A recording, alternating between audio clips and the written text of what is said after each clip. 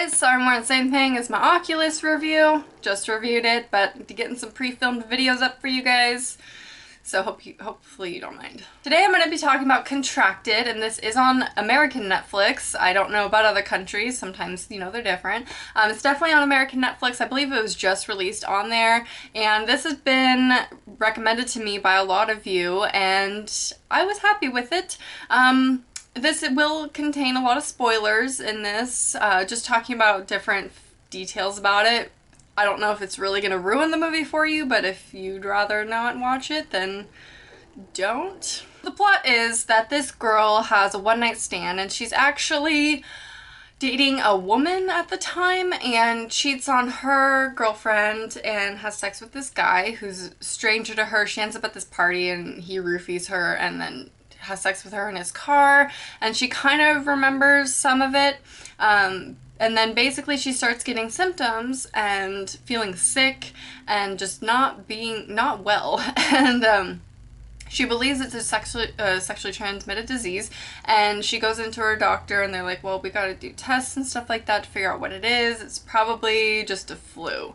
But then later the symptoms worsen and worsen and worsen, and it's just gross, man. It's gross. Now, the basis of this movie as far as scare factor goes is basically just disturbing, nasty stuff. So it wasn't scary at all. It was just kind of like one that you're like, ew, that's pretty gross. For me, it wasn't that bad because I've seen worse, but it was kind of nasty, especially towards the end when all her symptoms were like really, really bad. So her hair falls out, her nails fall out, her teeth fall out, and she's still trying to maintain a life. Like, she still goes to work at some points, and that's when she realized her nails are falling out, is when she's preparing salad for people, and this lady like bites down on her fingernail, and it was disgusting.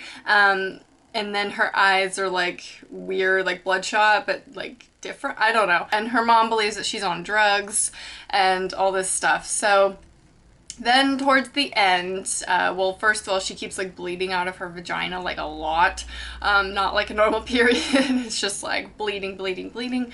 Throwing up blood a lot. So that's when she goes back to the doctor and says something is definitely wrong, and he believes that it's an STD. Those people were not very helpful at all. I feel like the doctor should be a little bit more concerned when all those symptoms are there.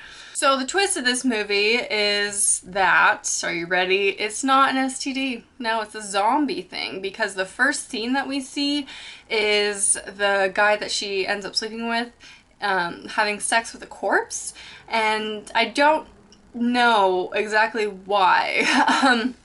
That's one thing about this movie, is it leaves a lot of unanswered questions. It doesn't answer everything, and I guess that leaves our creativity, our imagination, able to run free with it. But like, is there a zombie outbreak, or is he just having sex with corpses and then has sex with her and somehow she becomes a zombie because of that? I don't know. I guess we can just kind of make our own assumptions for it, but I don't know.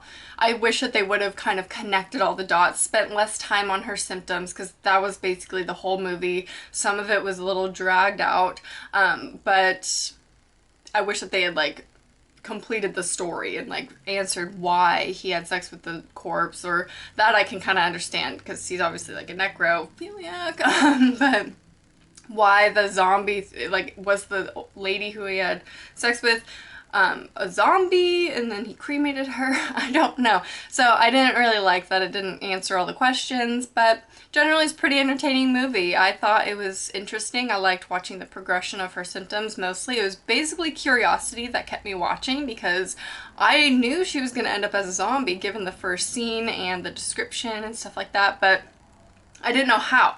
I didn't know what would actually happen, and the ending was pretty fun when she actually turned into a zombie.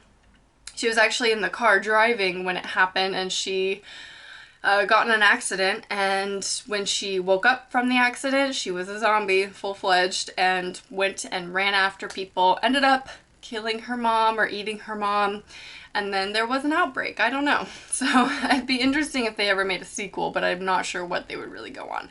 But this was definitely an original zombie movie that, given the fact that it like showed the progression of all the symptoms and how slow it actually happened, whereas in normal zombie movies it happens like right after they die, they wake up.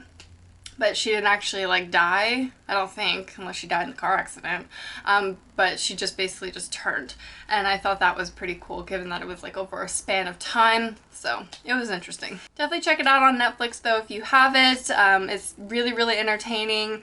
Not the best movie by any means. Like I said, there are flaws with it, but it's fun to watch and it's just, you know, on Netflix. So if you have an hour and a half of your day to spare, watch it. Let me know your thoughts on it if you've seen it down below in the comments. I hope you enjoyed and I'll talk to you soon. Bye.